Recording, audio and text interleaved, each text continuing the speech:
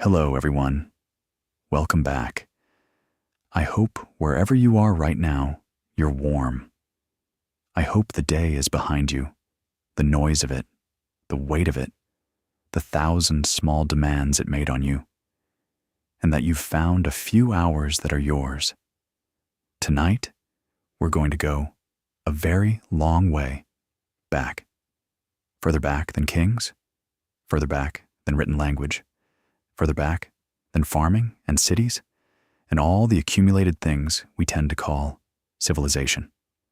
We're going to go back to the very first time a human being stood over the body of someone they loved and had to figure out what to do with the fact that that person was gone. We're going to trace what they believed, what they invented, what they needed to be true, and why those answers, built in the dark tens of thousands of years ago by people who had no words for what they were doing, still live somewhere in the back of every mind that has ever loved someone. It's a quiet story. It belongs exactly to this hour. Let me begin. It is roughly 34,000 years ago. The place is a flat river valley in what will one day be called Russia, near a bend in the Klyazma River, where the land opens up into low hills and the wind comes across the plain from the east without anything to interrupt it. The birches are bare. The ground is frozen to a depth that takes real effort to break through. It is winter. It has been winter for a long time. 2 children are being buried. They are adolescents, one around 10 years old, one around 12 or 13. They died within a short time of each other, close enough together that whoever is responsible for them has decided they should go in as one. The grave is long and narrow, and the children are placed head to head, their bodies oriented in opposite directions, so that when you look down from the edge of the hole, you have dug with antler tools in frozen ground.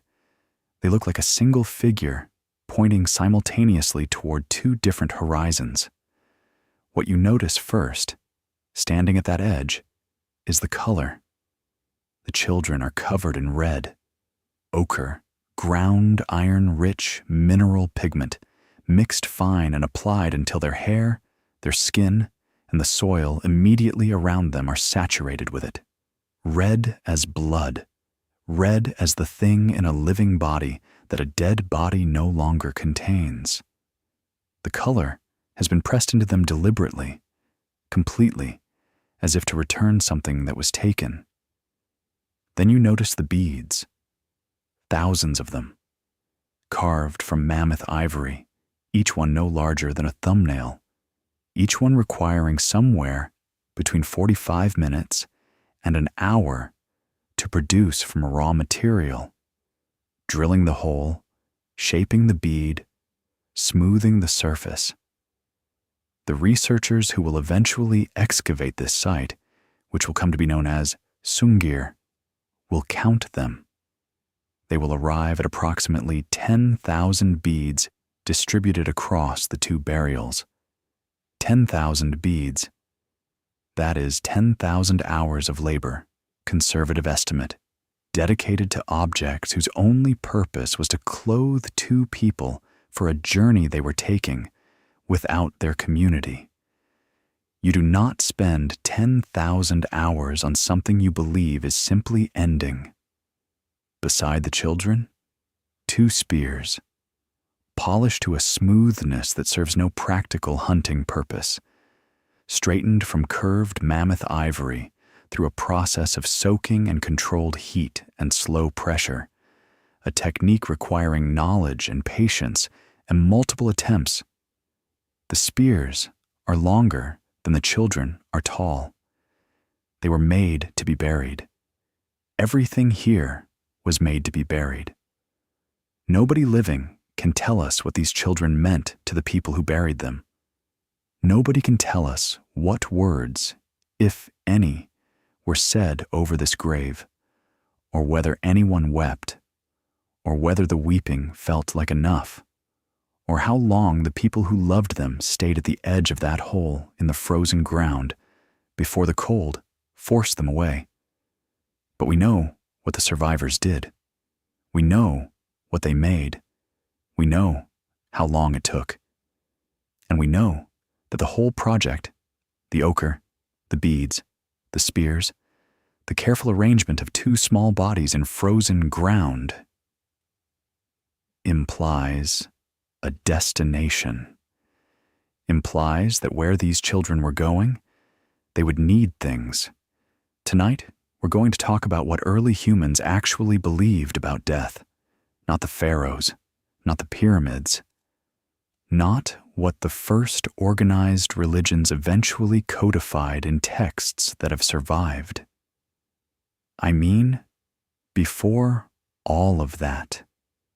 Before writing, before cities, before agriculture, at the very beginning, when human beings first understood that they were going to die and had to figure out, with nothing but their minds and each other, what to do with that knowledge. Here is what this story is not.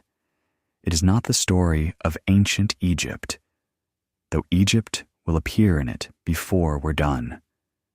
It is not the story of any named religion, though every named religion comes directly from what we're tracing tonight. It is not an archaeological catalog of burial sites and bone assemblages, though the bones are in it and the bones are the evidence. This is the story of a specific cognitive event, the moment, or the long, slow accumulation of moments when our species became fully aware of its own mortality. When we understood that the people we loved would be gone someday. When we understood that we would be too. And this is the story of what the human mind did with that understanding. The beliefs it constructed, the rituals it invented, the cosmologies it assembled, piece by careful piece, in the dark, long before anyone thought to write any of it down. Because here is what most accounts of this subject miss. The earliest human death beliefs were not primitive groping in the absence of better information. They were not superstition awaiting replacement by science or formal religion. They were creative responses, systematic, coherent, psychologically sophisticated responses to the most difficult fact in existence. They were built by people who had the same cognitive equipment we have, facing the same fact we face, with the full force of human intelligence directed at it. What they produced was not crude. In certain important respects, in the intimacy it preserved, in the ongoing relationship it maintained between the living and the dead, in the psychological work it did for people carrying grief, it was more effective than what replaced it. That is not a romanticization of the past. It is what the research, assembled patiently across the last 100 years of anthropology and grief science, keeps arriving at before the story starts properly. A moment for the usual business. If you're new here, welcome. This channel makes long-form historical and scientific content designed for the specific purpose of helping people fall asleep to something genuinely interesting. If that sounds like what you've been looking for, the subscribe button is there, and it costs you nothing. I find the whole asking for subscription situation mildly uncomfortable, and I will ask as gently as possible, but it helps more than I can easily overstate. For those who've been here a while, tonight's episode came out of a question someone left in the comments months ago. They asked, simply, what did people believe about death before they had any words for it? I have thought about that question more than I expected to. This script is my best attempt at an answer. Drop a comment and tell me where you're listening from tonight and what time it is. I read every single one of them. Okay, it's time. Find your position. Let your shoulders drop. Pull something warm around you if you have it. The story begins 34,000 years ago, but the feeling it's about is as old as you are. There is something that happens in the human nervous system when someone dies, not the grief, though the grief comes, and it is enormous, and it moves through you in ways you can't always predict or manage. That's not what I mean. I mean the moment just before the grief, the specific few seconds where the information arrives and the mind simply will not finish the sentence. The person who is here is not here anymore. The sentence starts and then stops. It doesn't resolve. It doesn't land anywhere.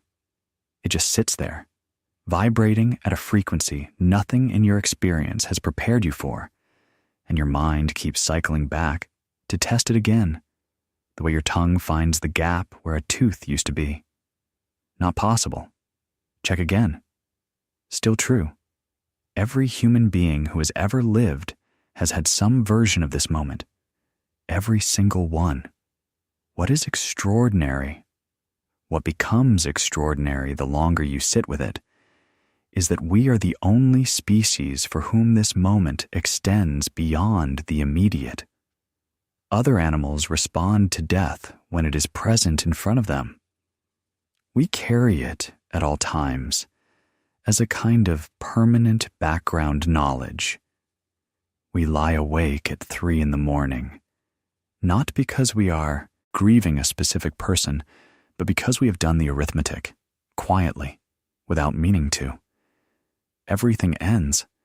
Everyone we love ends. We end. We do not need a death in front of us to feel this. It lives in us as a low, constant frequency. Quiet on the good days. Loud when things go still. This is not a flaw in human consciousness. Researchers increasingly believe it is the thing that generated human consciousness as we know it.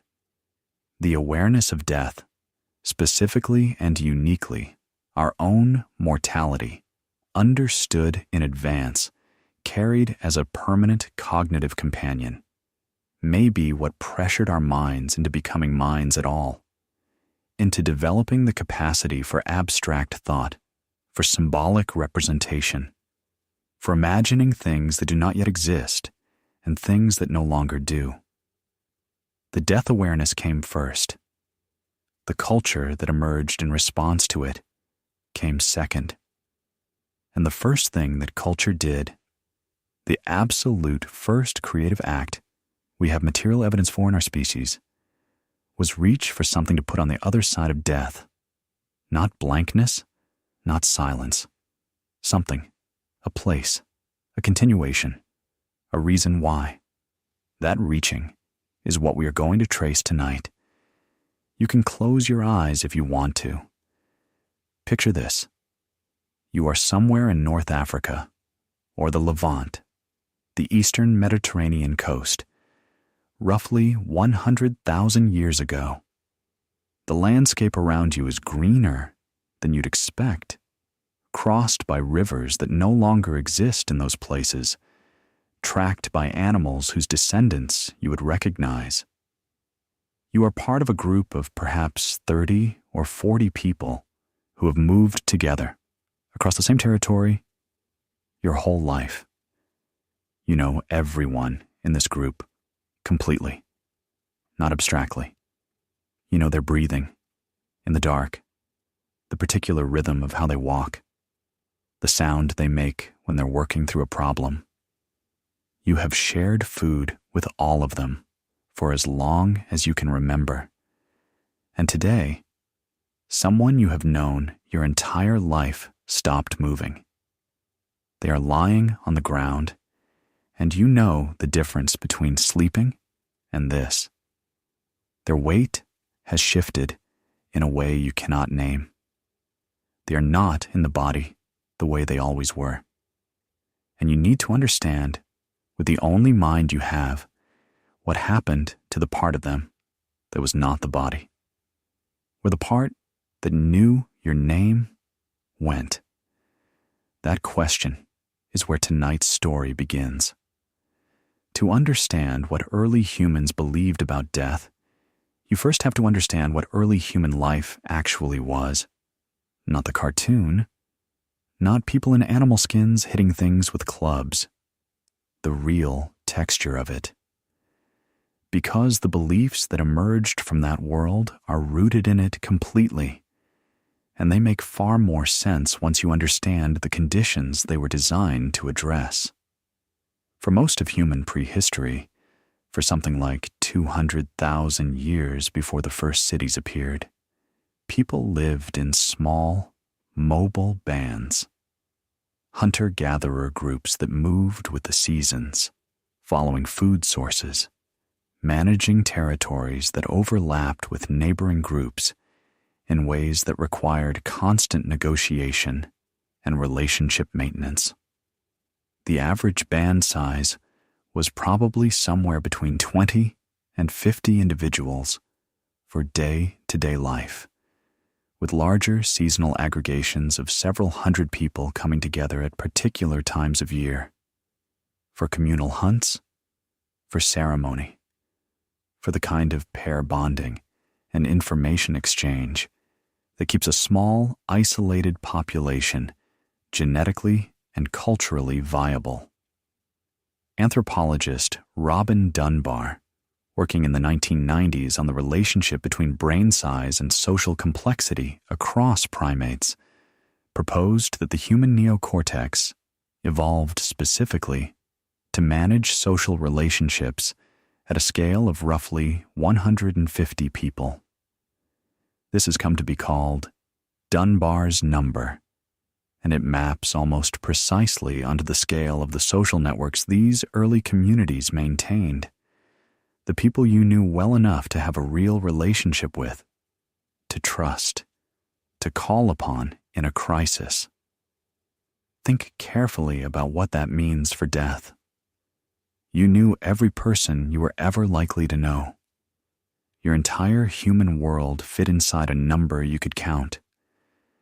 When someone died, they did not disappear from a large population that could absorb the loss and continue. They disappeared from a world so small that a single absence changed the shape of every remaining relationship. The person who had sat across from you at 10,000 meals. The person who knew which plants were dangerous before you did. The person who had been watching your back, in the most literal sense. Your entire life gone. And the group was now slightly, irrevocably different. This is the first thing to understand about early human death beliefs. They emerged from a world of radical intimacy. Grief, in this context, was not just personal. It was a structural event in the community. The dead were not strangers. Now, the timeline. Anatomically modern Homo sapiens. Humans shaped like us, with the same brain volume, appear in the fossil record roughly 300,000 years ago, in Africa. But something changes dramatically much later, around 70 to 80,000 years ago. The archaeological record transforms. Suddenly, there is body ornamentation, pierced shells, ochre-painted objects, geometric engravings on ochre slabs from Blombos Cave in South Africa that serve no functional purpose whatsoever. Suddenly there are elaborate burials. There are long-distance trade networks moving materials hundreds of kilometers. There is what researchers call the behavioral revolution, the point at which anatomically modern humans became cognitively modern in the fullest sense, capable of symbolic thought, capable of mental time travel, the ability to imagine the future, to model other minds, to construct narratives about things that don't exist yet. What triggered this shift is still debated. Climate pressure is one candidate, a period of severe environmental stress that forced cognitive innovation. Population growth and the resulting need for more sophisticated social coordination is another. But one hypothesis, proposed and expanded by researchers including Chris Stringer of the Natural History Museum in London, connects the behavioral revolution directly to the awareness of death, specifically the awareness of one's own future death, mortality salience, the cognitive capacity to understand in advance that you personally will not exist someday, and to carry that understanding around as a permanent companion. No other species appears to do this in the way we do. Other animals respond to death when it is immediately in front of them. Some show what looks like grief. Elephants returning to the bones of dead companions. Chimpanzees carrying dead infants for days. But we carry our mortality as a permanent cognitive presence. We plan for it. We make wills. We build legacies. We lie awake in the dark, imagining it. And some researchers believe this permanent companion, this awareness, is what drove the entire apparatus of human symbolic culture. Art, religion, ritual, story, music, architecture, all of it, in one reading of the evidence, is a response to the knowledge that we end. Ernest Becker, a cultural anthropologist writing in 1973, assembled this argument in a book called The Denial of Death, which won the Pulitzer Prize the year after he died from cancer. Becker's thesis was that virtually all human cultural achievement is, at its root, a system of symbolic immortality, a way of participating in something larger and more durable than any individual life. You make art that will outlast you. You tell stories that will be retold. You have children who carry something of you forward. You build institutions that persist after you're gone.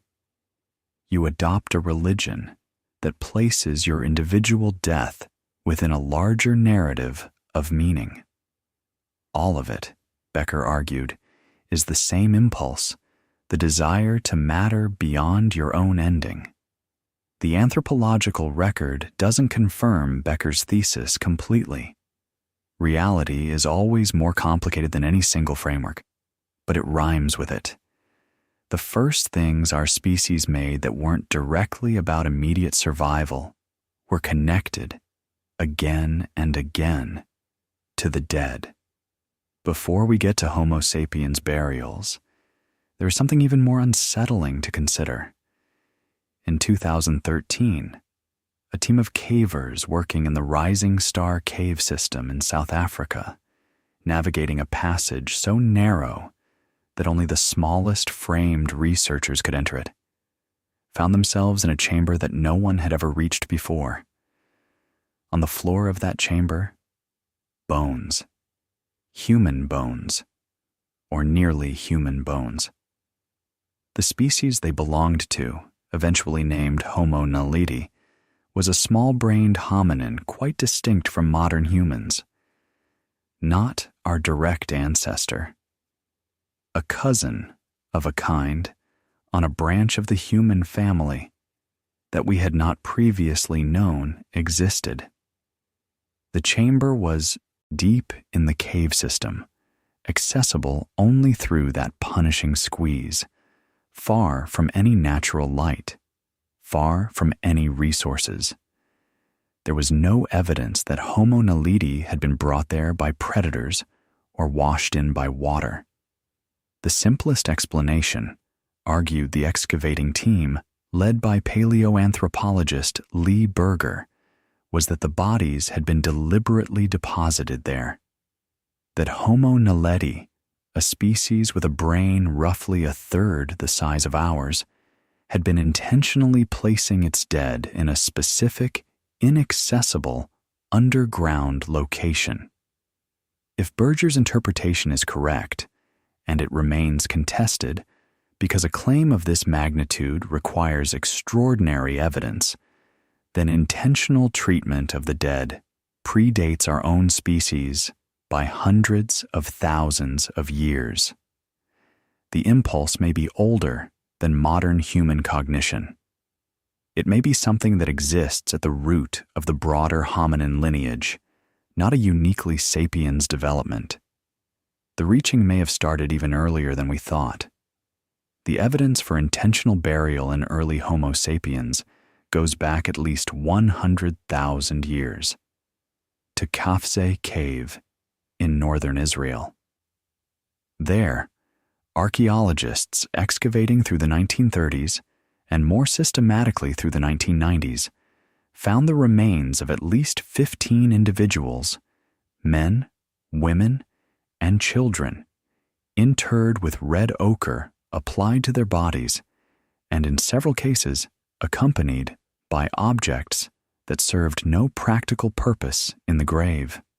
In one case, a child, perhaps 10 years old at death, interred with the antlers of a fallow deer placed deliberately in its arms, as if being held, as if the child should not arrive empty-handed.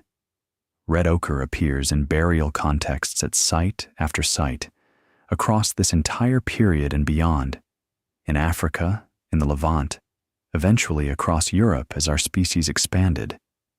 It is so consistent that it demands an interpretation, and the most coherent one is the simplest.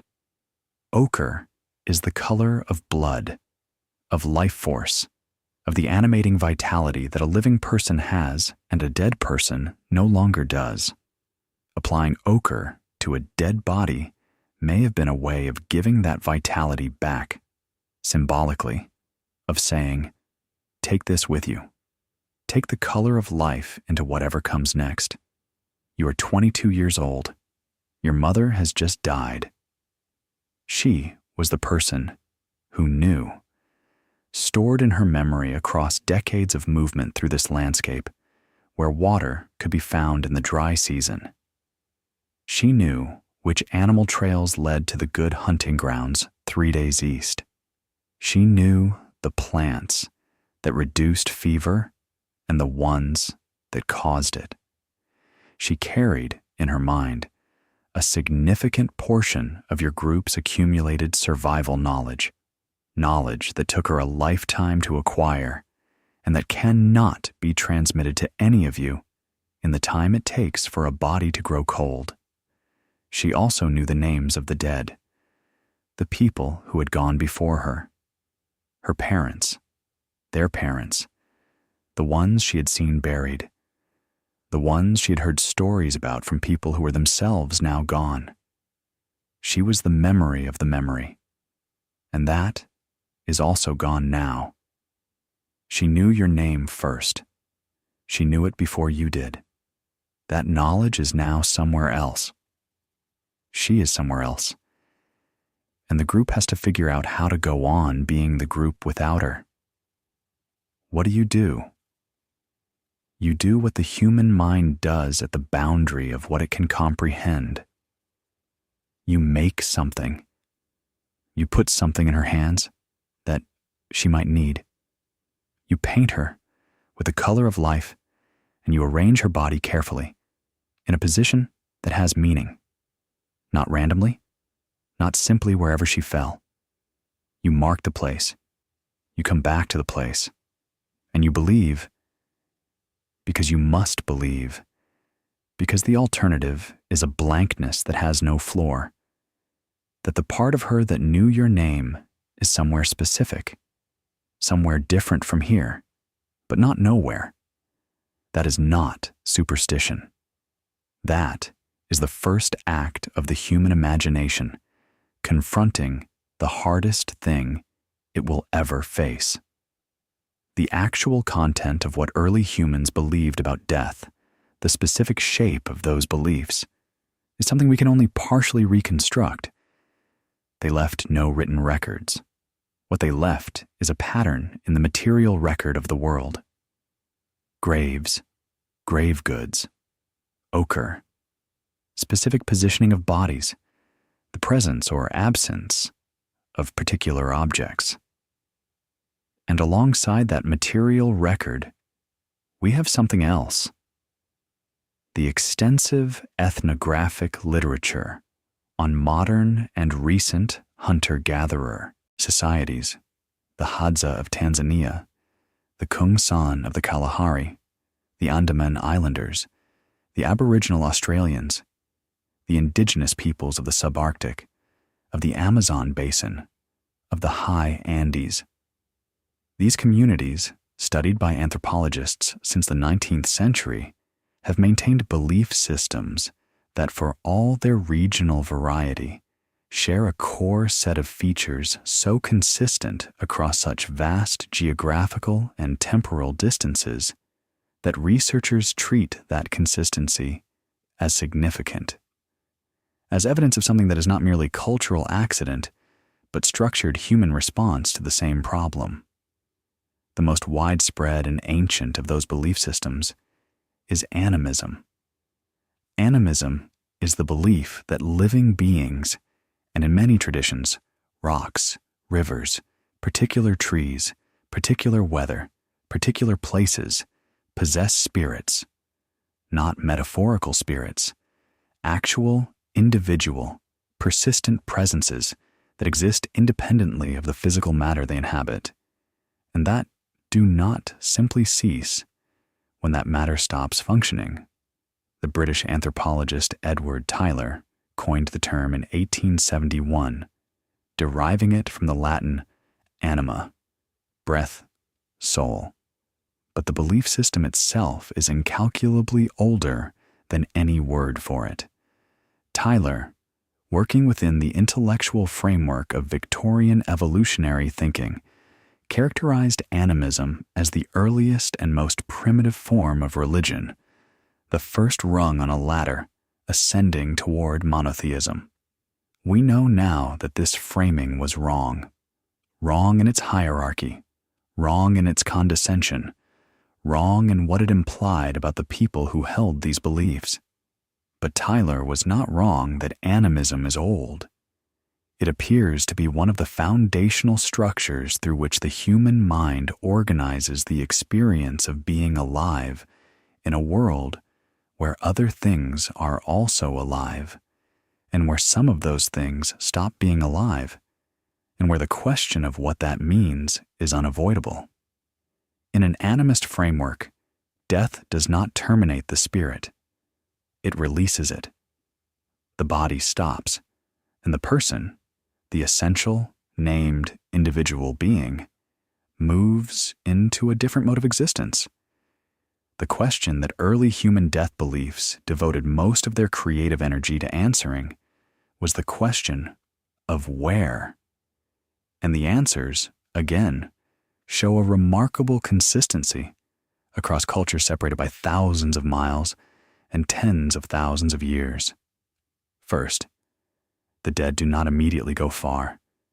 Nearly universally, there is a transitional period after death, lasting hours, days, sometimes longer, during which the spirit of the dead person is understood to still be nearby, still associated with the body, or hovering close to the place of death, or capable of returning. The behavior this belief produces is exactly what we see in the earliest burials. Extreme care taken with the body, specific provisions placed within reach, deliberate positioning. If the dead person is still present, still in some sense aware of what the living are doing, then what you do matters. The last things you place in their hands matter. The care you take matters. You are being watched by someone who loves you and is trying to leave. Second, the journey. The dead do not vanish from the location of their death. They travel. They move from here to somewhere else, and that somewhere else has geography. It has routes, obstacles, gatekeepers, rules of entry. The specific geography varies by culture. The underworld below the roots of the world tree, the island at the western edge of the ocean where the sun sets, the realm that mirrors this one, but runs in reverse. But the structure is consistent. Death is a passage, not an ending.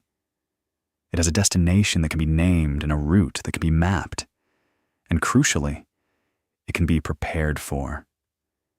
You can send the dead person off with what they need for the journey, food for the travel, tools for what they'll encounter, garments appropriate to where they're going. This explains, more cleanly than any other interpretation, the extraordinary resources that communities across the prehistoric world devoted to grave goods. You are not wasting those resources. You are outfitting someone for a long trip. Third, the dead remain interested in the living. They do not lose their personalities, their relationships, or their emotional responses when they die. A mother who loved her children continues to love them. A leader who protected his people continues, from the other side, to be invested in their welfare. The dead can be pleased or disappointed by what the living do. They can intervene, positively, if honored, negatively, if neglected. This belief, what anthropologists call ancestor concern, is one of the most powerful behavioral organizers in early human societies we have any knowledge of. It turned death into a form of ongoing relationship. The person was not gone. They were elsewhere, and they were still paying attention, and what you did still mattered to them.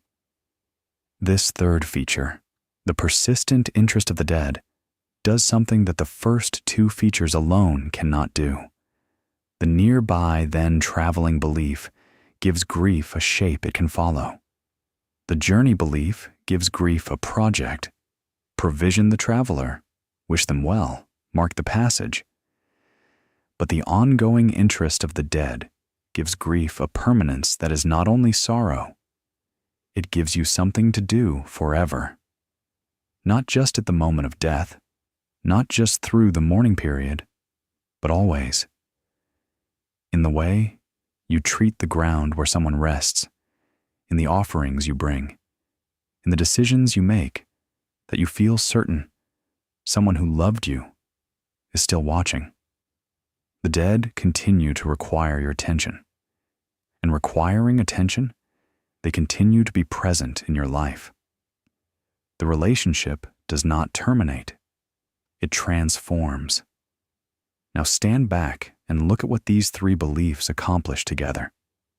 They take the most destabilizing event in human social life, the sudden, permanent, irrecoverable loss of a specific person from a small community built entirely around specific people, and they provide it with a structure the mind can hold. The dead are nearby first, then traveling, then arrived. The relationship does not terminate. It transforms. There are still things you can do for them. There are still things they can do for you. The gap that death tears in the fabric of a tightly bonded community does not have to remain an open wound. It can be managed, tended, converted over time from grief into something more like a changed relationship with someone who has moved away. And the evidence at Sungir fits this framework with a completeness that is, across 34,000 years, almost startling. The 10,000 ivory beads were made to be buried. The spears were made too long to use in any practical hunt. Everything placed in that grave was made for the grave, which means it was made for wherever the grave connected to. The children were going somewhere. The people who loved them, who spent 10,000 hours on their behalf, decided they should go well-dressed, that whoever or whatever they were going to meet should understand who these children were, should understand their worth. The site at Shanidar Cave in the Zagros Mountains of what is now northern Iraq makes the picture even more complex. In the 1950s and 1960s, American archaeologist Ralph Solecki excavated a series of Neanderthal burials in the cave, 10 individuals in total, ranging from infants to an elderly male, spanning a period from roughly 65,000 to 45,000 years ago. One of these individuals, designated Shanidar 1 by the excavating team, was a man who had survived an extraordinary accumulation of trauma during his lifetime. His right eye socket had been crushed, likely blinding him on that side. His right arm had been so severely injured, broken, and either amputated or left to wither, that it had essentially ceased to function. His right leg showed damage that would have made sustained walking painful and difficult. He was, by the time he died, probably in his 40s, which in a Neanderthal population was genuinely old. And he had survived all of this, which means his community had kept him alive. Not because he was useful in the ways that matter most in a foraging society.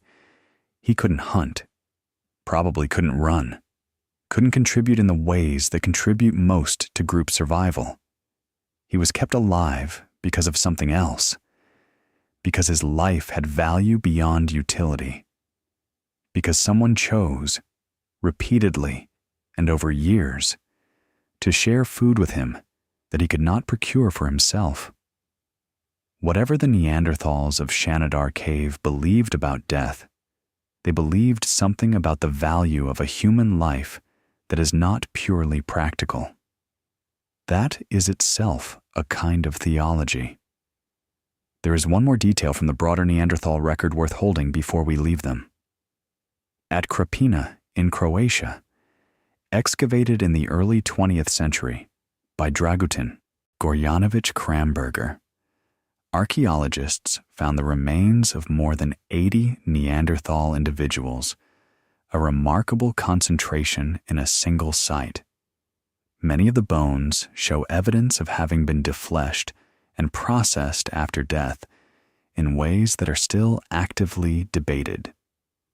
Some researchers have argued for funerary processing of a kind found in numerous later human cultures, practices that do not indicate disrespect for the dead, but something closer to the opposite. Consuming or carefully processing the dead was in certain traditions extending to the historical period, a way of incorporating them into the living, of keeping them inside the community rather than releasing them entirely to somewhere else. Others argue the marks indicate secondary bone processing for different ritual purposes. The debate continues and may never be resolved. But the key point is simpler. Whatever was done at Krapina, it was done deliberately, to specific individuals, by people who had a clear framework for what should happen to the dead and how. That framework has not survived. The handling has. The bones remember it, even if we cannot fully read them. The famous flower burial hypothesis, Solecki's argument that pollen found in the soil around Shanidar 4 represented intentional placement of flowers on a Neanderthal grave, was challenged decades later by researchers who identified burrowing rodents at the site as a potential source of pollen contamination. The debate has not been fully resolved. But whether or not there were flowers, the intentionality of the Shanidar burials, the care taken with the dead, the survival of the disabled, the multi-generational use of the site, tells us something important. The relationship between the living and the dead was not casual. It was tended. To understand how early human death beliefs actually worked, how they shaped daily life, organized behavior, provided structure to grief, and maintained social cohesion across the most destabilizing of events, you need to understand the mechanisms, the specific psychological and social features of these belief systems that gave them their power and their durability. They were not randomly assembled. They were coherent systems with an internal logic that once you see it, is hard to unsee. The first mechanism is the dual soul.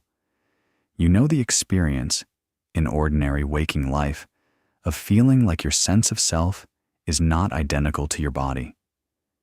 You know it on mornings when your body is running its processes, breathing, metabolic work, the maintenance functions of being alive, and your mind is somewhere completely different. The experiencing self, the thinking and remembering and feeling self, seems to float slightly above or alongside the physical container, rather than being exactly the same thing as it. Psychologists call this intuition Cartesian dualism, after Descartes' articulation of the mind-body distinction in the 17th century, but the intuition itself is far older than Descartes. It appears to be a near universal feature of human cognition, something the brain generates as a byproduct of the way it models itself. And it is one of the deepest engines of death belief. Because if the experiencing self is not identical to the body, then the body stopping does not obviously mean the experiencing self stops. The container broke. But the contents, where did they go? Nearly every hunter-gatherer culture studied ethnographically resolves this by positing at least two distinct soul-like entities associated with any living person. The first is something like the breath soul, the animating force, the vitality, the specific presence of a person that leaves the body at the moment of death, often conceived as being carried in the breath, or the blood, or the heat of the body. This is the soul that travels. This is the part of the person that makes the journey, that arrives in the realm of the dead, that can be encountered by shamanic specialists who know the route. The second is something like the shadow soul, or the bone soul, a residual presence that remains associated with the physical body after death, or with the specific place where the person died, or with the material remains, including the bones. This soul does not travel far. It persists, close to what it inhabited, and it can respond, positively or negatively, to how those remains are treated. This dual structure is enormously useful, psychologically and socially. It allows the living to maintain an active relationship with the dead in two distinct registers simultaneously. You can make offerings at the grave site, acknowledging the bone soul and keeping it settled. And simultaneously, you can pray to or consult the traveled soul in its new location. The two relationships require different approaches and different rituals, but both are real and both matter. You are not confused about this distinction. The belief system accommodates it completely. The second mechanism is the ancestor hierarchy, the way the dead are understood differently depending on how long ago they died. The recently deceased, your mother, your father, your spouse, exist in a state of transition. They have left the body, but have not yet fully arrived wherever they are going. They are close. They are emotionally present. They are still capable of ordinary emotional responses, of being comforted by what you do, or disturbed by what you fail to do. Their grief process, in some traditions, mirrors yours. They are adjusting to their new state, just as you are adjusting to their absence. The rituals of the immediate mourning period, the preparation of the body, the provision of grave goods, the specific behaviors required of the living, are understood as participation in this joint adjustment. You are helping the dead person leave. They are, in some sense, helping you let go.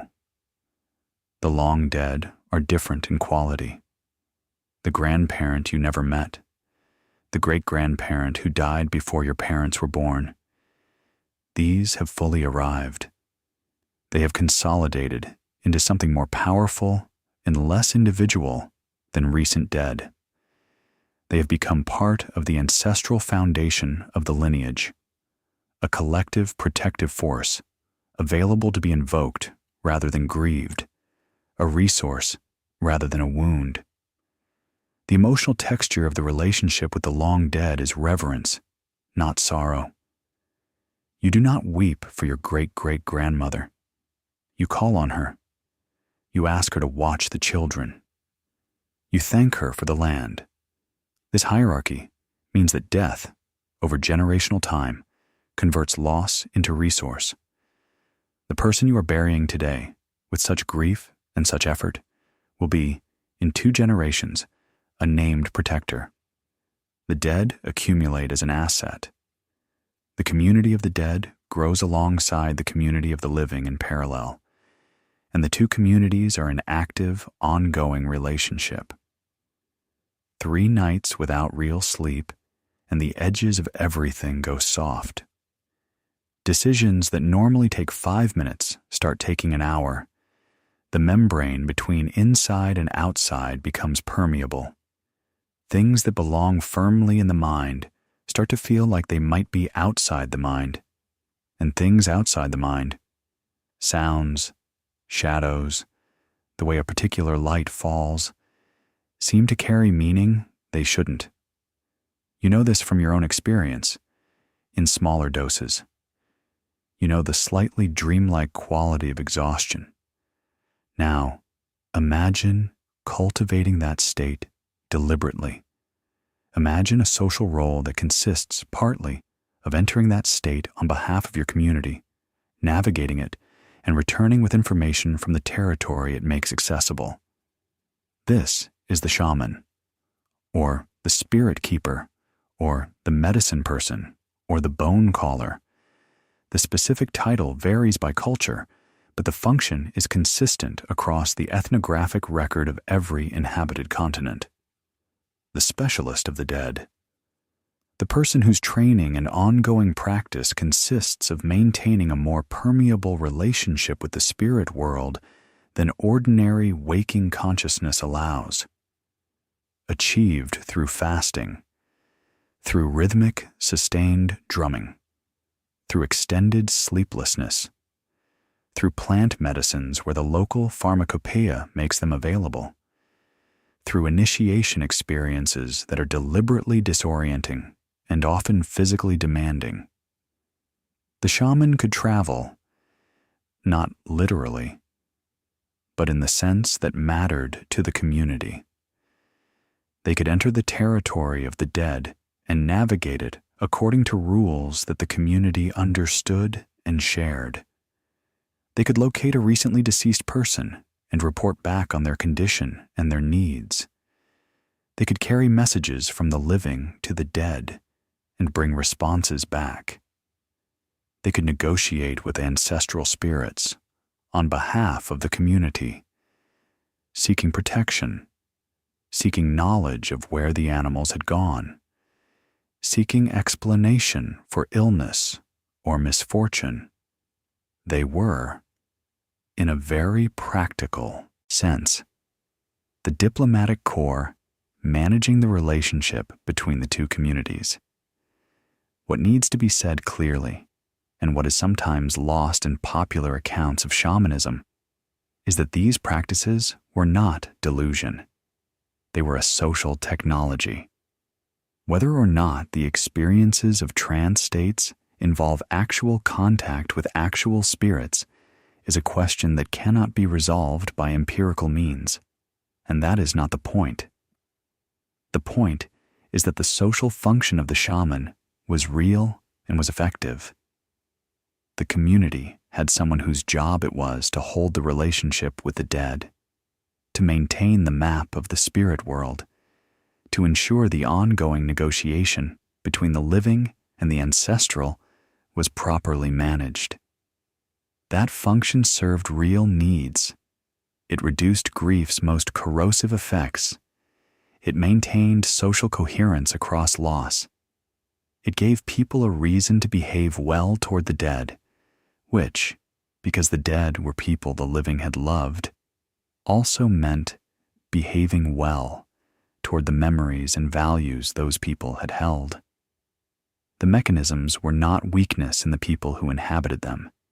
They were features of human psychology, features present in everyone, identified, named, and put to work. Sleep deprivation makes you porous. Grief makes you porous. Small communities make you porous to each other. These belief systems took that permeability and made it useful. The fourth mechanism is the cosmological map, the full geography of what lies beyond death, worked out in enough detail that it becomes a shared reality. This is not a mechanism that emerges in isolation. It develops from the other three. Once you have established that the dead travel somewhere, and that the shaman can follow them there, and that the ancestors are arranged in a hierarchy depending on how long they've been gone, you start to need more specific information. Where, exactly, is the realm of the dead? What does it look like? How do you get there? What do you encounter along the way? Who has authority there? What are the rules? Different early cultures answered these questions differently, in ways that reflect the specific geography and ecology of their worlds.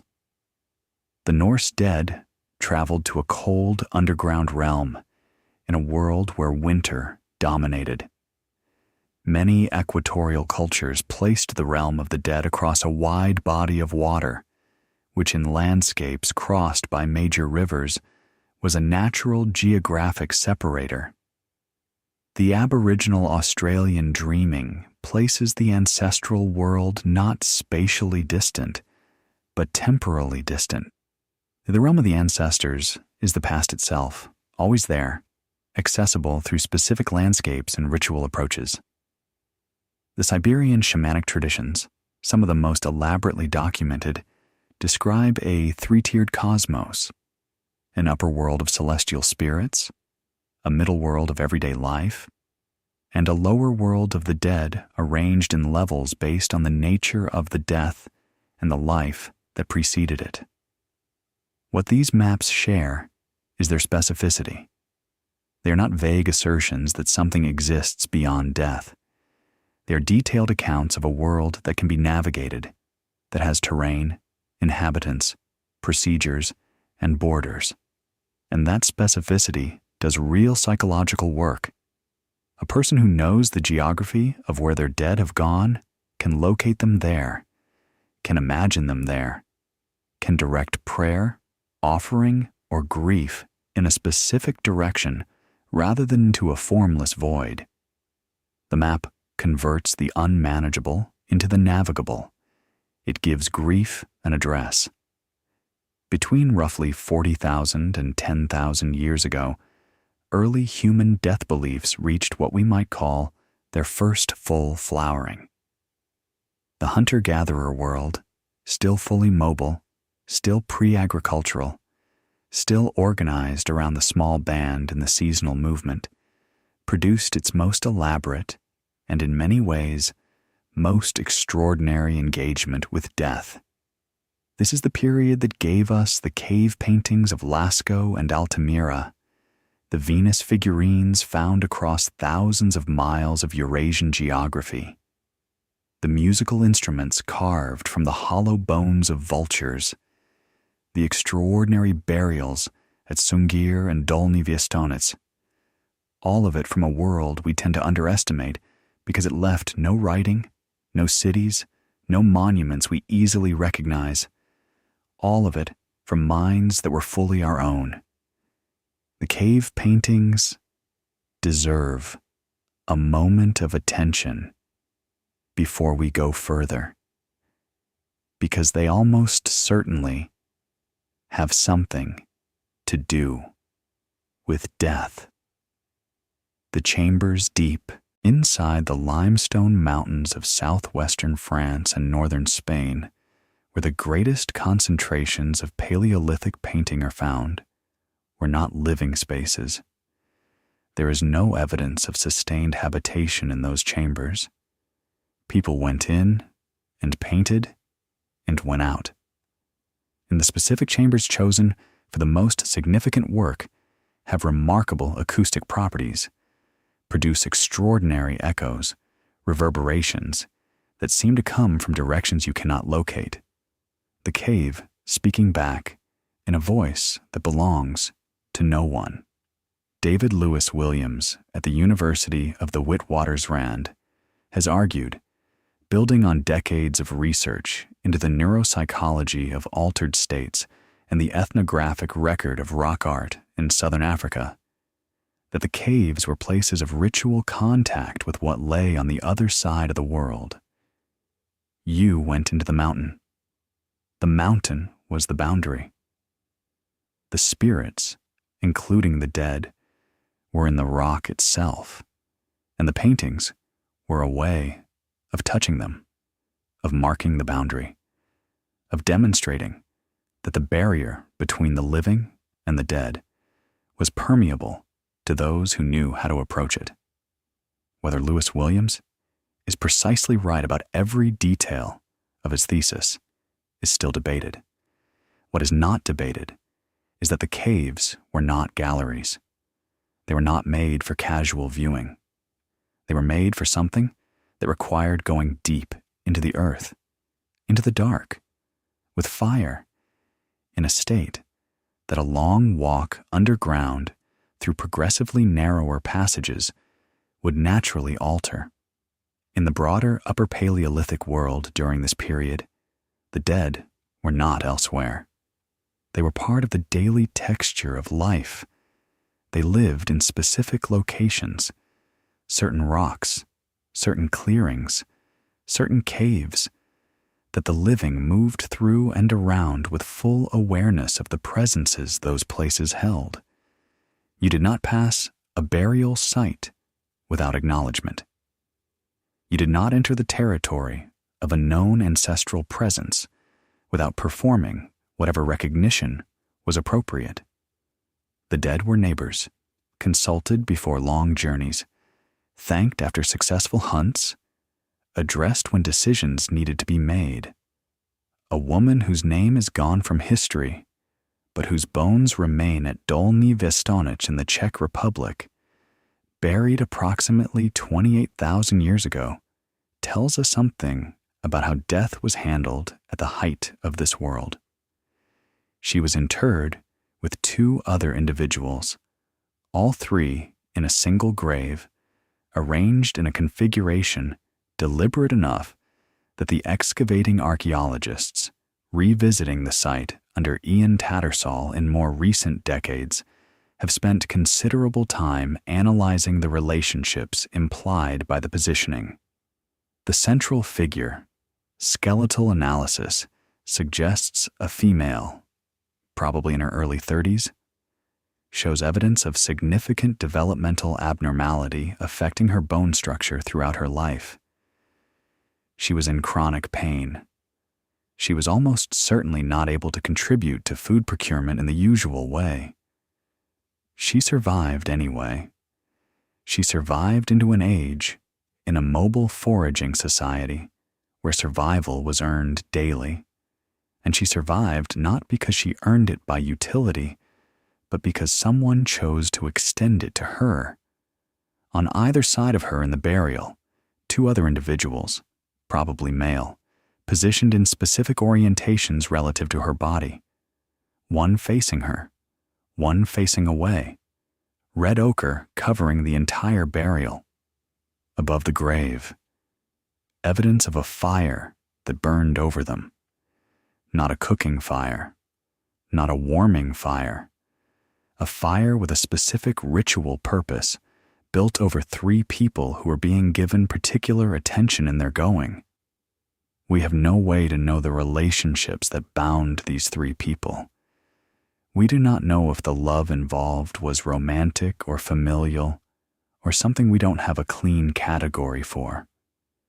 We know only what the burial implies, that someone decided how they should lie together, that the arrangement was intentional, that the fire was built with purpose, that these 3 people, including one who had lived a life of considerable pain in a world that did not easily accommodate pain, were given the full weight of the community's ritual attention at the end.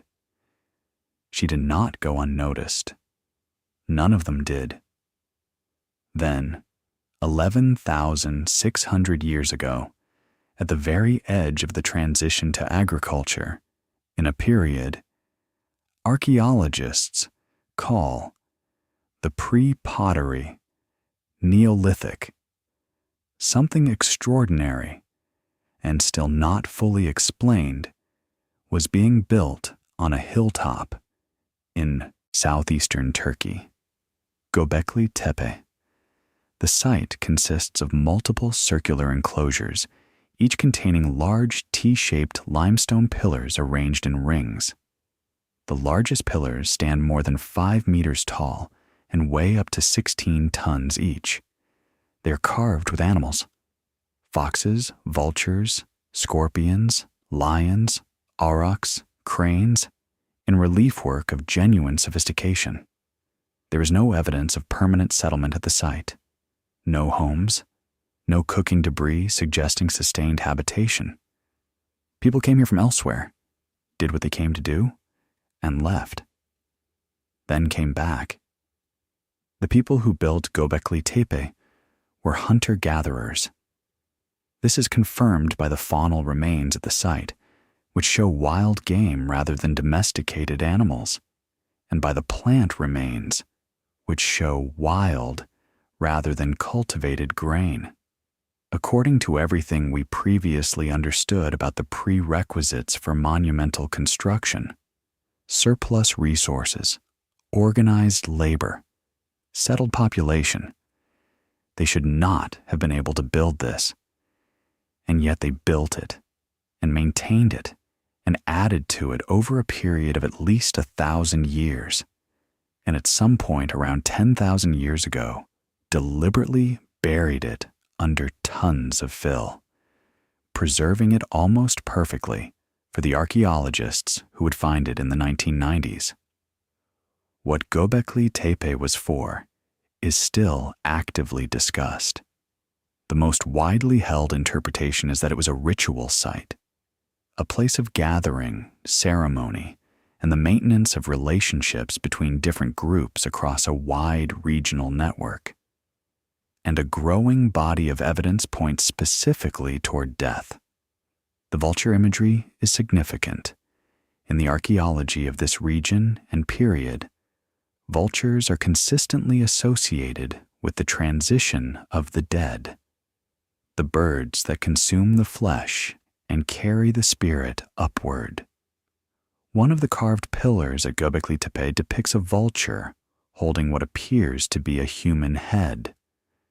Another features geometric carvings that some researchers have argued correspond to constellations visible in the night sky around 10,800 BCE, a date that may correspond to an impact event that caused regional devastation.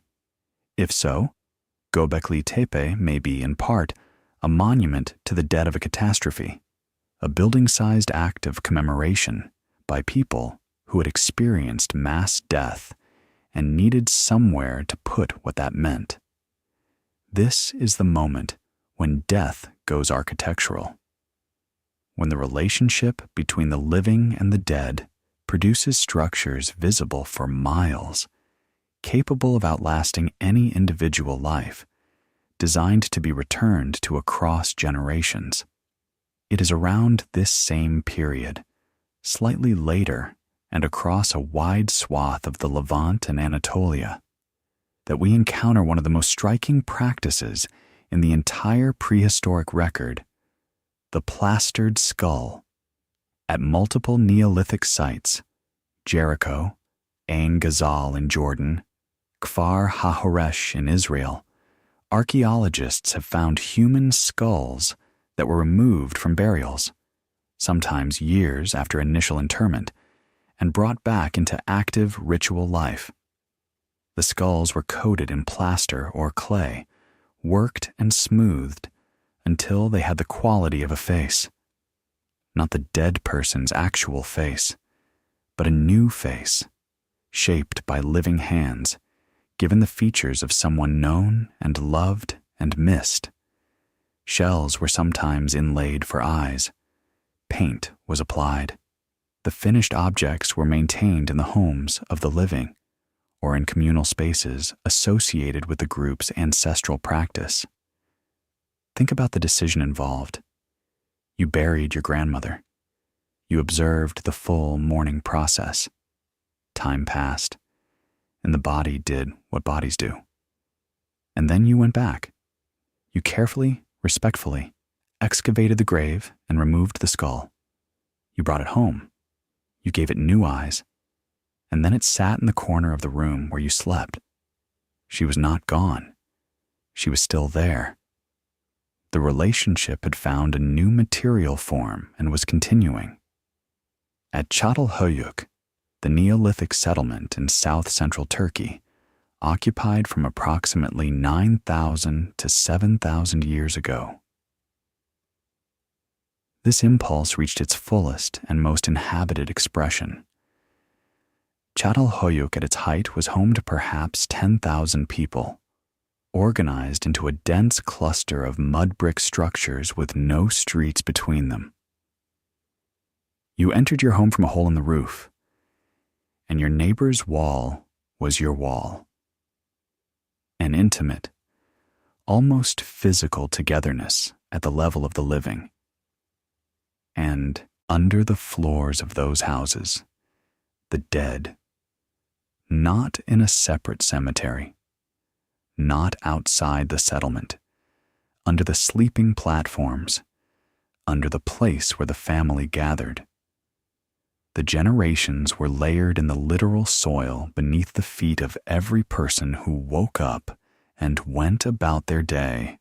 One structure at Çatalhöyük, excavated first by James Mellart in the 1960s and then more systematically by Ian Hodder's team over subsequent decades, contained the remains of more than 60 individuals accumulated across several generations of use.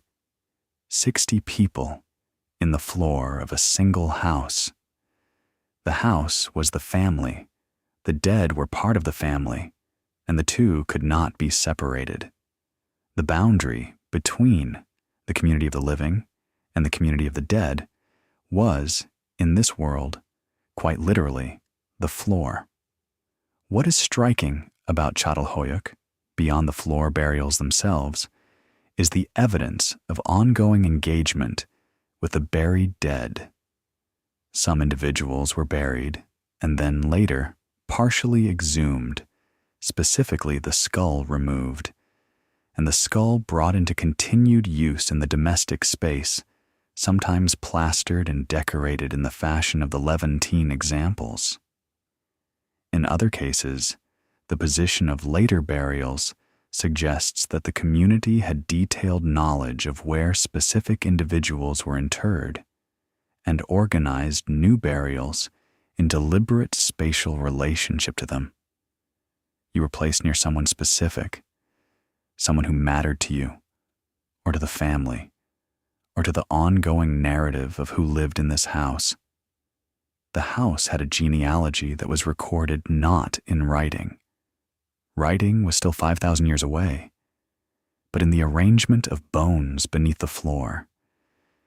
You lived your life above the story of your family, literally. And when you died, you joined that story in the most physical sense available. Hodder's team also found evidence that the walls of certain structures at Çatalhöyük were decorated with the horns and skulls of cattle in arrangements that appear ritualistic. Altars, in effect, integrated into the domestic space. The dead and the ritual were not separate from ordinary life. They were inside it, on the walls, under the floor. The sacred was not in a special building you visited on particular occasions. It was in the room where you ate and slept and raised your children. The room was the temple. The family was the congregation. And the dead were the most permanent members of both. The instinct is not wrong. The instinct to maintain the relationship. The instinct to reach. Whether what is on the other side of that reaching is anything at all is a question that will not be resolved tonight, or possibly ever. But the reaching itself, the 10,000 beads pressed into the ground, the fire over the grave, the ochre, the color of blood, that is evidence of something real, of the specific kind of creatures we are, of what it has always cost us to love anything. Newgrange in Ireland, the Neolithic passage tomb, dated to approximately 5,200 years ago, was constructed so that the rising sun at the winter solstice enters a narrow aperture above the entrance passage and travels 19 meters into the interior to illuminate the inner burial chamber. This happens for approximately 17 minutes, once a year, at the moment of the year's greatest darkness. Someone, a community, across multiple generations of effort, designed this. They did the mathematics of the solstice. They quarried and transported stones from sources miles away. They built a structure that has outlasted every person involved in its construction by 5 millennia, and is still doing, today, exactly what it was built to do. And they built it for the dead, to bring the light, once a year, to the place where the ancestors rested. The passage tombs of the Irish Boyne Valley, Newgrange, North Douth, are the most famous examples of a megalithic tradition that stretched across the Atlantic coast of Europe from Portugal to Scandinavia. Thousands of these structures were built over a period of roughly 2,000 years, all of them organized in one way or another around the management of the dead and the maintenance of the living community's relationship with its ancestors. They were not simply burial grounds in the way we use the term. They were houses for the dead that the living returned to repeatedly, where ancestral bones were added over generations, rearranged, occasionally removed and circulated, used in community ceremonies before being replaced. The dead in these structures were active participants in the life of the community that had built them, not passive, not simply stored, consulted, honored, held in ongoing relationship through architectural means. We have moved, in the space of the acts we have covered, from a single grave dug in frozen ground at Sungir to a 5,200-year-old observatory for the dead in Ireland.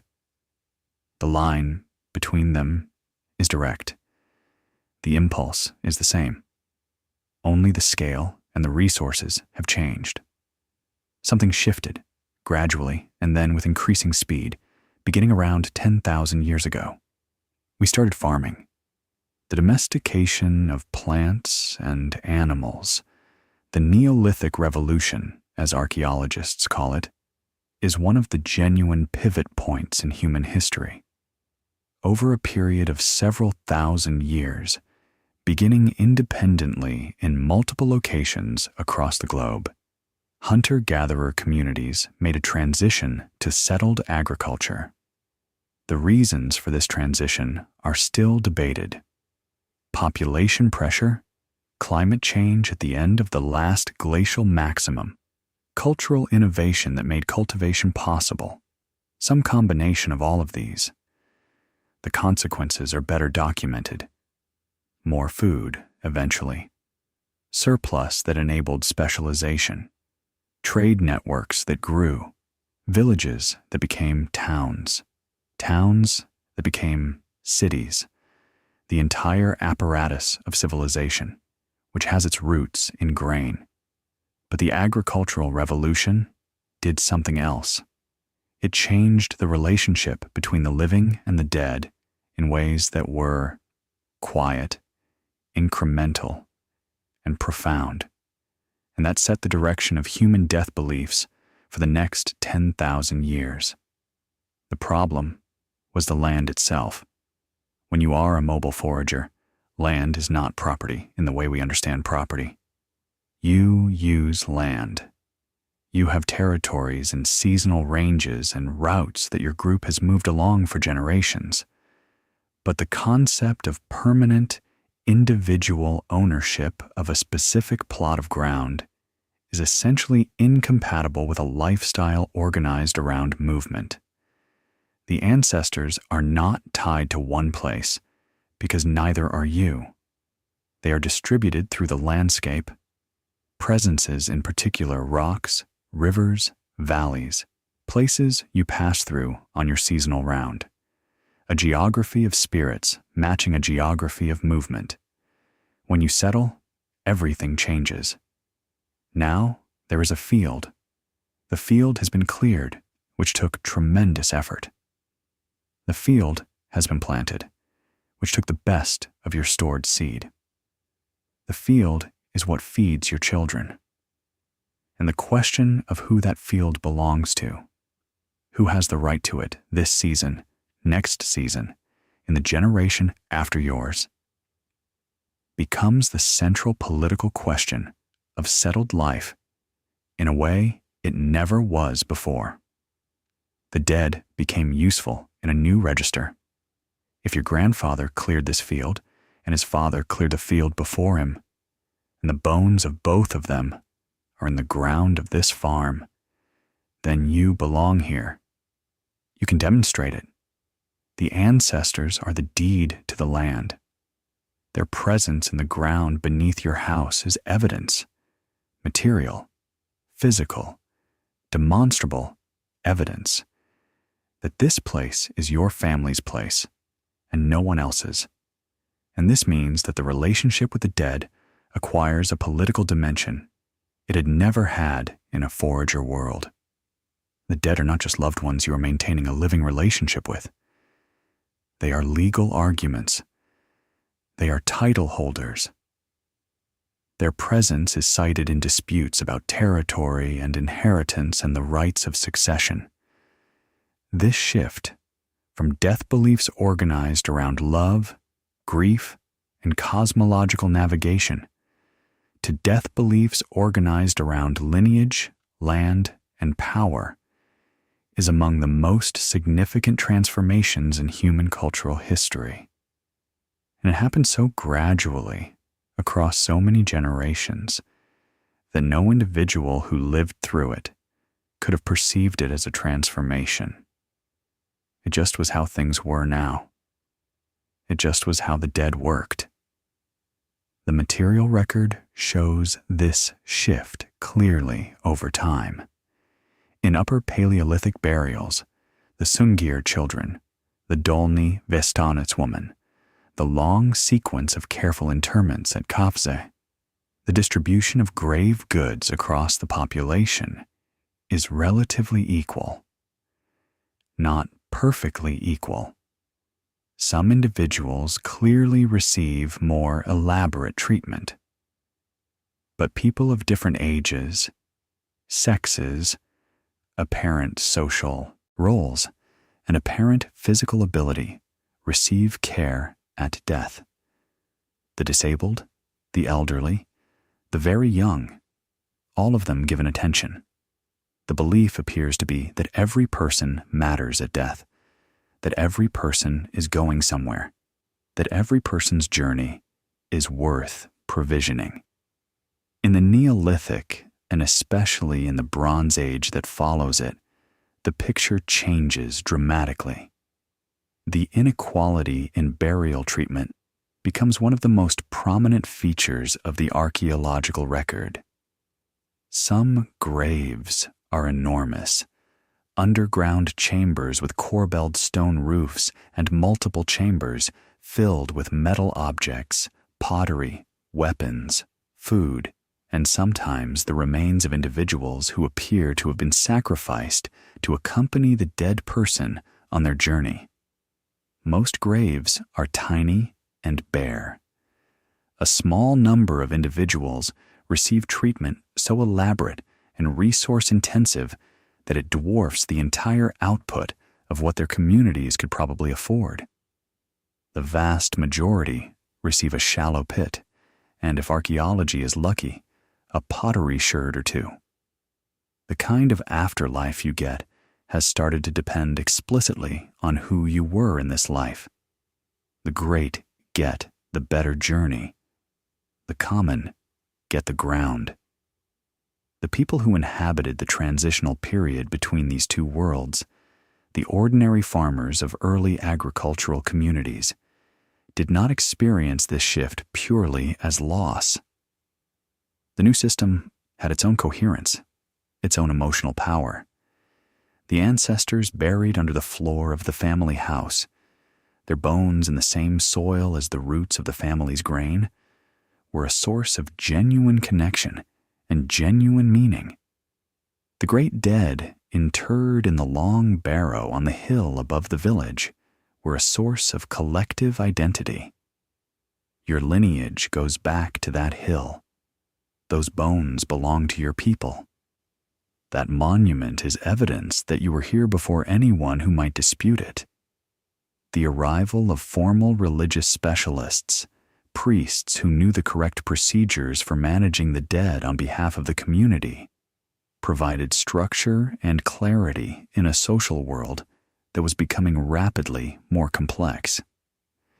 And here is the thing about those specialists that matters. They were often genuinely good at their work. The earliest priests, the people who managed the relationship between the living and the dead in early agricultural communities, held knowledge that was real and valuable. They knew the timing of the ritual calendar. They knew the names of the ancestors going back many generations. They knew which offerings were appropriate for which occasions, which prayers were associated with which desired outcomes, which deceased had been particularly powerful in life, and were therefore particularly worth cultivating in death. This was not nothing. This was cultural memory in human form, and it served the community that maintained it. The problem was not that the specialization happened. The problem was what the specialization gradually displaced. When a specialist manages your relationship with your dead on your behalf, you become a client of that relationship rather than a direct party to it. Your own grandmother, who you knew and loved, becomes accessible to you only through a set of approved procedures mediated by someone else. The directness goes. And with the directness goes something of the intimacy, the sense that the dead person is specifically yours, specifically in relationship with you, specifically interested in your individual life. They become part of a managed cosmological system in which your relationship with them is one of millions of similar relationships being managed by the same institution. Correct and real and honored, perhaps, but no longer personal in the way the relationship was personal when you could speak to them directly, whenever you needed to, without an intermediary. This is a loss that is very hard to name while you are inside it. It happens slowly. It happens across generations. And by the time it has fully happened, the older way feels like a different world, which, in a sense, it was. But the intimacy was changing. The Çatalhöyük world, where the dead lay under the floor, where the relationship was constant and domestic and daily, where grandmother's skull sat in the corner of the room watching the children grow, was giving way to something more mediated. The dead were being moved out of the household and into designated spaces. Burial grounds, barrows, tombs, eventually, temples. The relationship was being managed by professionals. The ordinary person's direct, unmediated access to their own dead was being replaced by institutional intermediation. Those who resisted this shift, who maintained the older, more intimate practices, were characterized in the written records of the literate civilizations that emerged from this period in predictably unflattering terms: backwards, superstitious, dangerous, uncivilized. The colonial anthropological literature of the 19th century, which is, in its way, a product of the same civilizational trajectory, called animist death practices primitive, and called the people who practiced them primitive too, and used this characterization to justify suppressing those practices across 4 inhabited continents. The indigenous peoples who maintained ancestor veneration, skull practices, shamanic spirit contact, direct communal relationships with the dead in the old way. They were often imprisoned for it. They were told their way of being with their dead was wrong. Some of them kept doing it anyway. They were right that something real was at stake. What was lost, specifically, in this long transition, deserves to be stated with some precision. The earliest human death beliefs, from Kafse to Sungir to Çatalhöyük, across a span of 100,000 years, were organized around relationship. The dead person went somewhere, but they remained, in the fundamental structure of the belief, a member of the community, reachable, responsive, interested, invested in the welfare of the living people they had loved. The grief of loss was real and was honored, but it resolved, over time, into a changed relationship rather than a permanent absence. The dead were different now, but they were still there. The civilizational death beliefs that emerged from the Neolithic onward retained elements of this structure while transforming it significantly. The elaborate cosmologies of ancient Egypt placed the dead in a detailed, geographically precise afterlife, complete with judgment, bureaucratic processing, and specific conditions for the good outcome. The warrior afterlives of Norse and Vedic and early Greek tradition promised particular kinds of dead, a particular kind of continuation, calibrated to what had been valued in life. The eventually dominant monotheisms, Judaism, Christianity, Islam in their various forms, promised judgment, resurrection, and a final reckoning that resolved the question of the individual soul in permanent terms. All of these systems retained the basic animist architecture.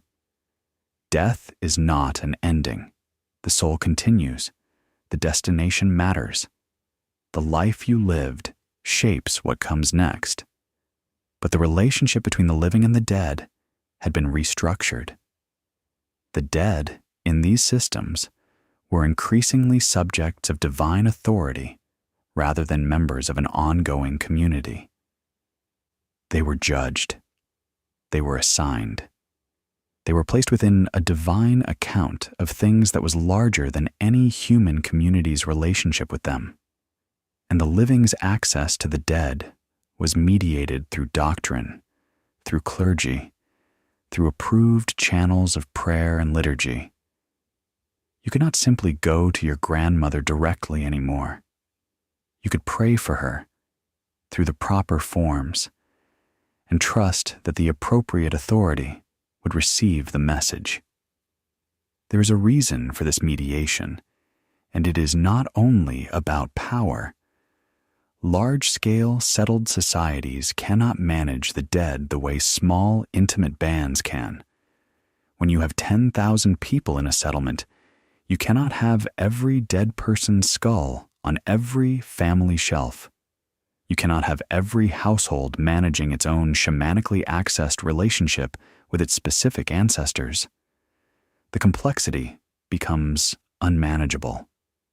Formal institutions, priesthoods, temples, organized cosmological frameworks provide the infrastructure that scales. They make death legible across a population large enough that most people do not personally know most other people. That is a genuine social function, and it should not be dismissed. What does not scale, however, is intimacy, and that is what the research eventually makes clear.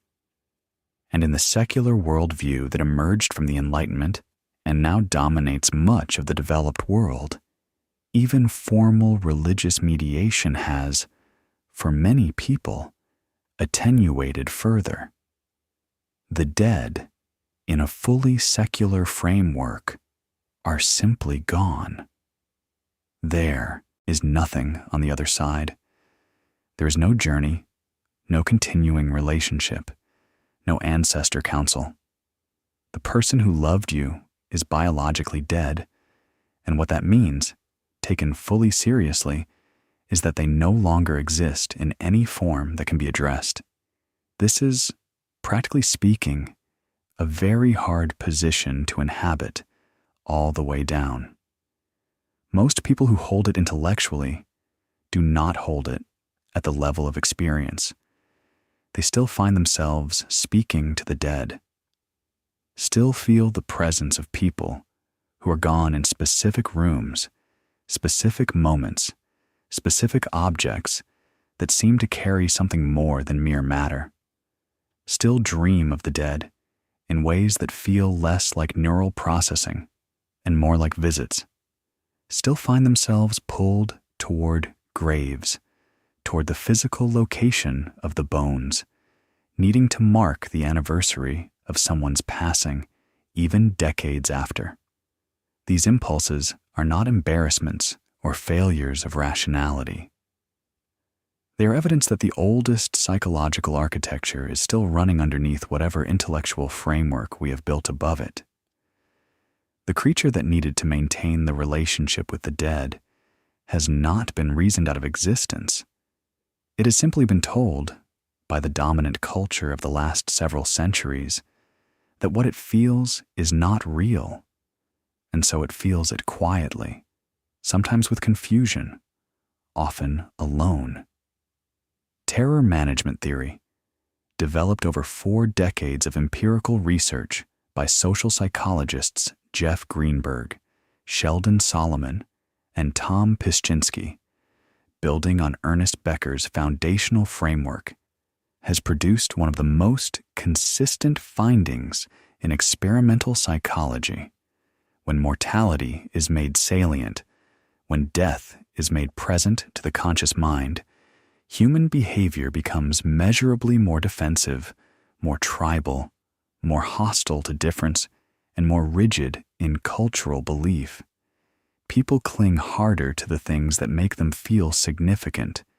They become less tolerant of those who threaten their worldview. Death anxiety, unmanaged, makes people smaller and meaner and more afraid. But the same research found something else. Running alongside this, the people who showed the least reactivity to mortality salience, the people who could sit with the awareness of death without becoming defensive and contracted, tended to be those who reported strong senses of ongoing connection to community, to something larger than their individual lives, to relationships that felt durable beyond the span of any one life. Not always religious connection in the formal institutional sense, simply embedded, part of something continuing, held. This is what the oldest death beliefs provided, architecturally. They embedded individuals in a story that ran in both directions. Backward, through the named ancestors to the unnamed ones, and eventually to the first people. Forward through the children and grandchildren to the unnamed descendants who would one day address your bones. You are not a single life flickering briefly. You are a link in a chain that had no visible beginning and no visible end. The death of any individual link was real and was mourned, but the chain continued, and the link did not disappear. It became part of the weight that held the rest together. A man whose name we do not know, designated Shanidar I by the archaeologists who found him, died in a cave in the mountains of what is now Iraq, 45 to 60,000 years ago. He had survived a lifetime of injury in a world where injury usually meant death.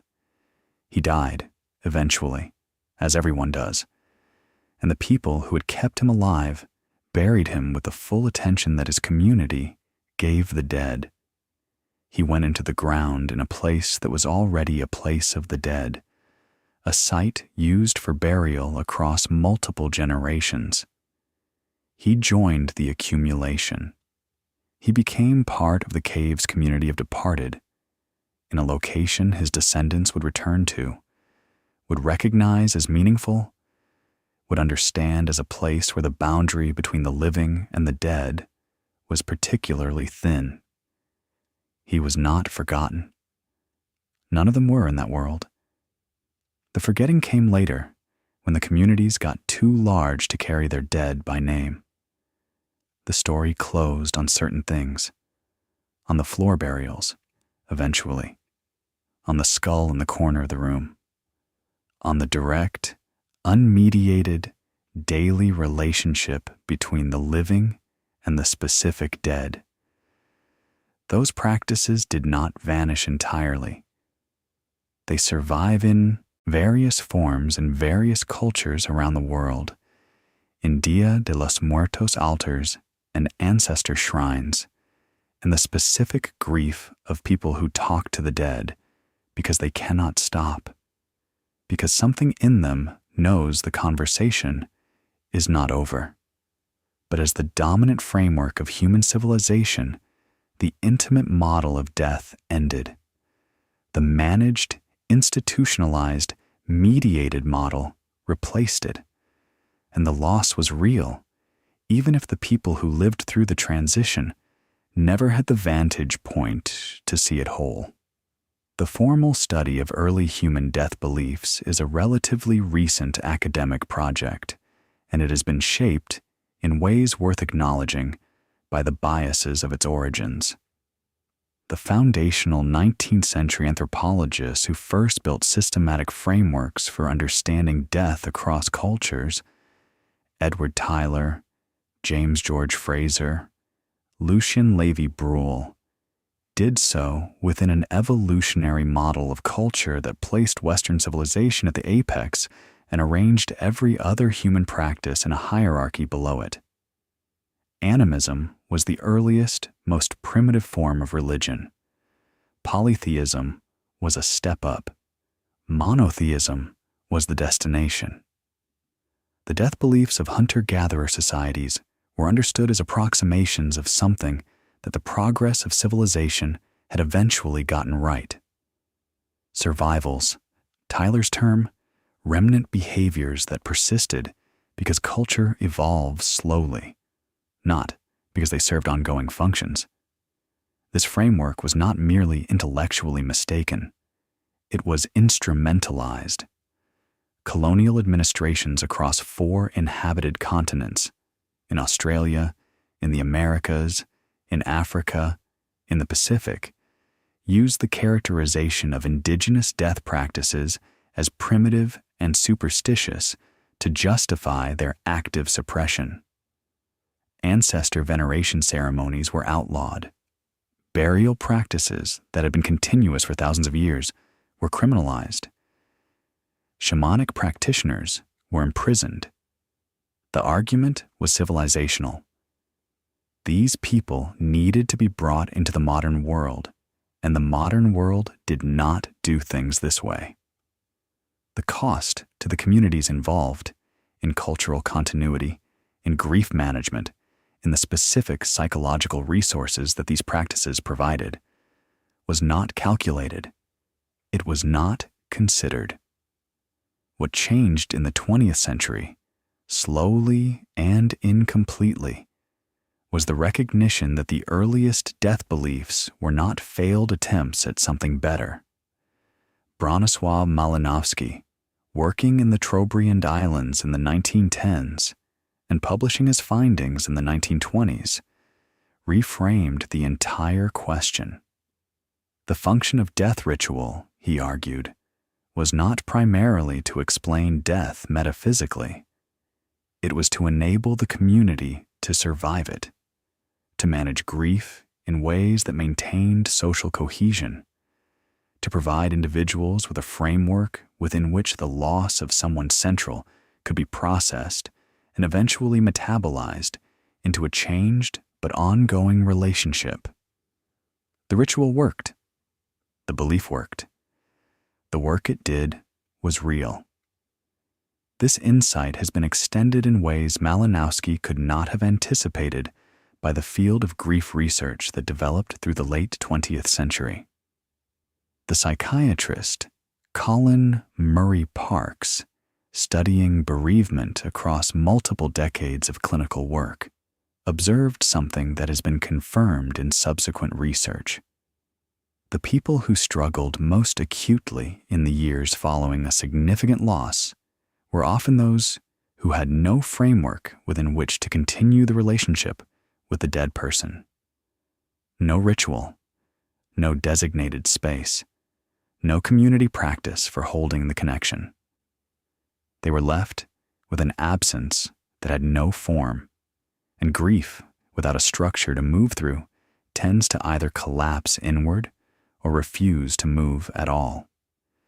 The people who recovered most fully were often those who had found some way, formal or informal, religious or personal, or both, to continue addressing the dead.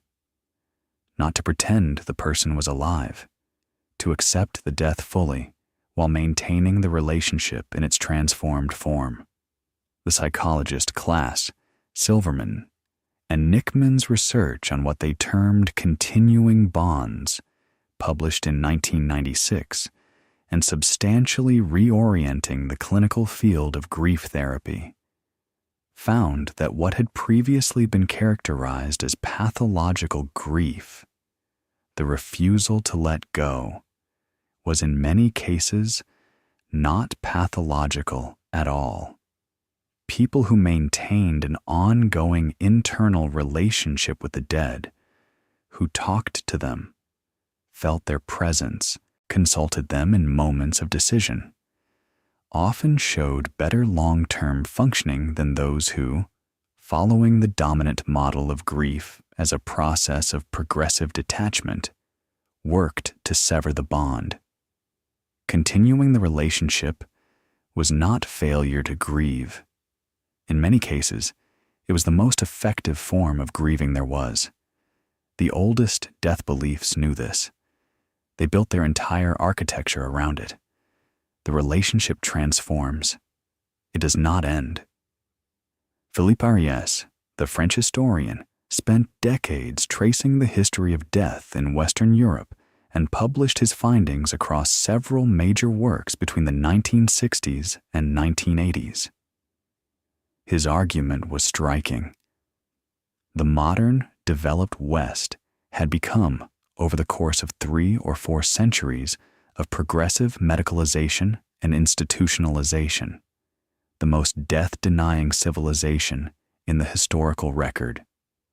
Death had moved from the home to the hospital, from a communal event attended by the whole household, marked by visible mourning, processed through established community ritual, to a private event managed by medical professionals, and followed by a period of grief that modern social norms expected to be completed faster with each generation. The result was not a healthier relationship with mortality. It was a more buried one, a death anxiety that had no culturally sanctioned form to move through and therefore had nowhere to go. The researchers who have done the patient work of reconstructing what was there before the suppression deserve to be named.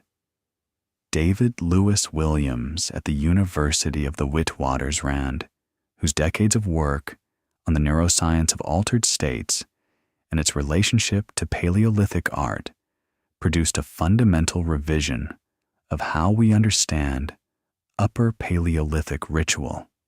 His argument that the deep cave paintings were made by people in altered states of consciousness, reaching toward the spirit world through the medium of the rock face, gives us an account of those paintings that honors both their strangeness and their internal logic.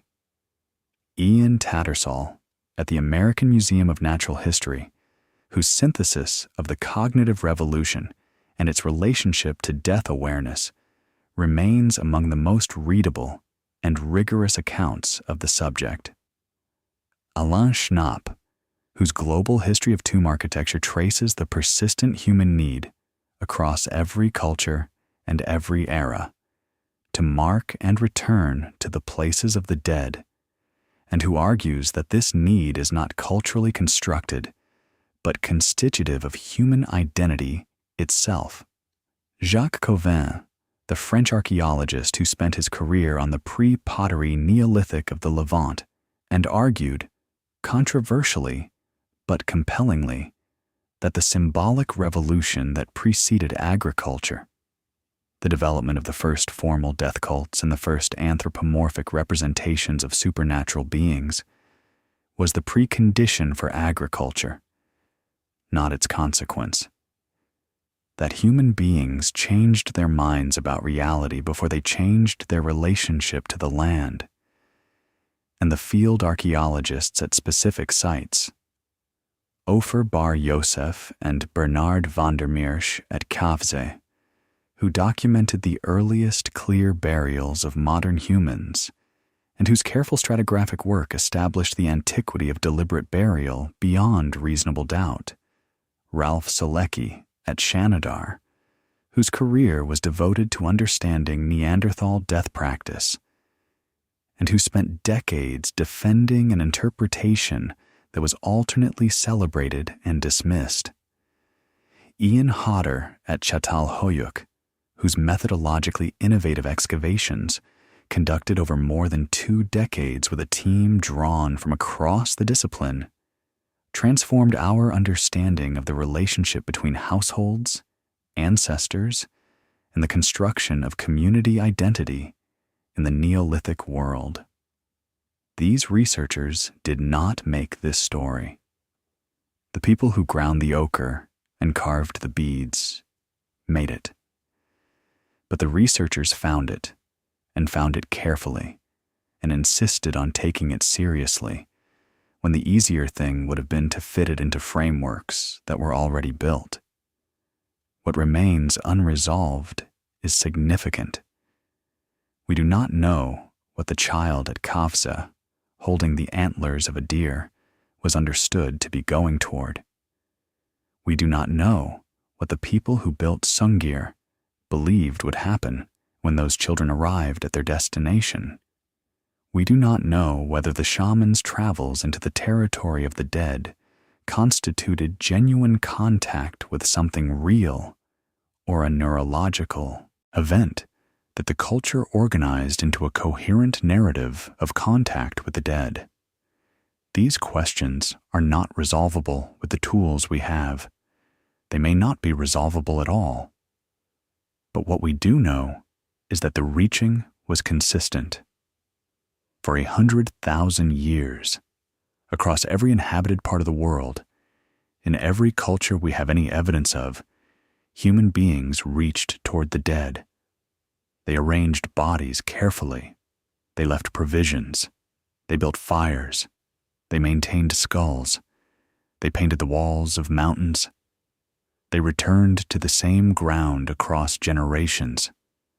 They built temples and towers and passage tombs aligned with the winter solstice, so that once a year, at the darkest moment of the year, the light would reach all the way into the chamber where the bones of the ancestors rested and illuminate them briefly, and then retreat. That is not denial. Newgrange, the Neolithic passage tomb in Ireland, dated to roughly 5,200 years ago, was built so that the rising sun at the winter solstice enters a narrow shaft in the roof box above the entrance and travels 19 meters down the passage to illuminate the inner chamber for approximately 17 minutes. 17 minutes, once a year, when the sun at its lowest point reaches the dead at their deepest point. Someone designed this. Someone organized the labor. Someone did the mathematics of the solstice.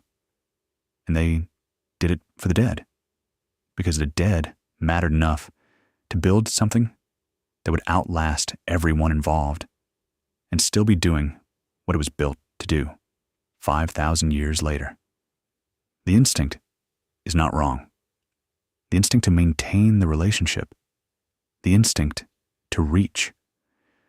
Whether what is on the other side of that reaching is anything at all is a question that will not be resolved tonight, or possibly ever.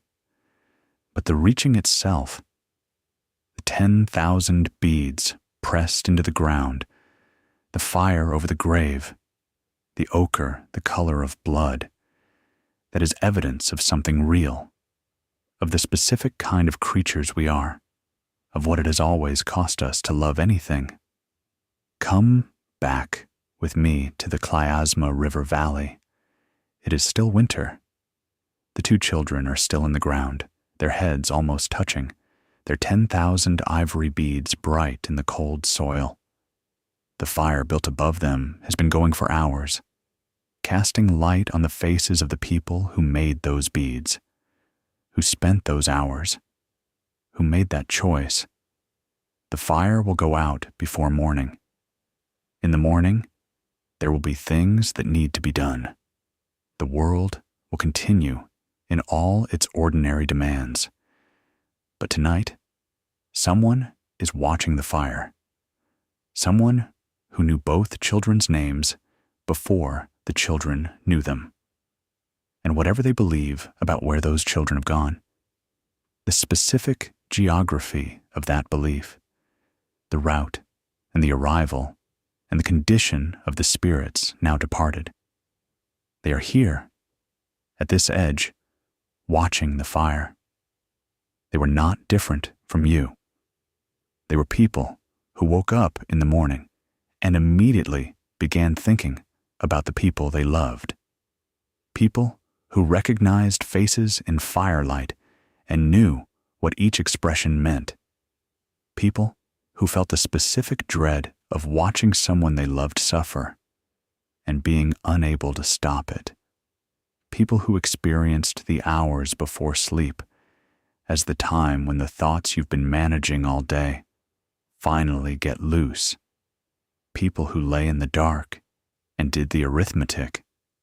People for whom the question of what happens to the people they love, when the people they love are gone, was not a philosophical exercise. It was the most important question in the world. They were people who, on the best days, felt the specific quality of being known, of being in a place and with people who understood you without requiring explanation, of coming home to the fire and finding everyone you needed still there.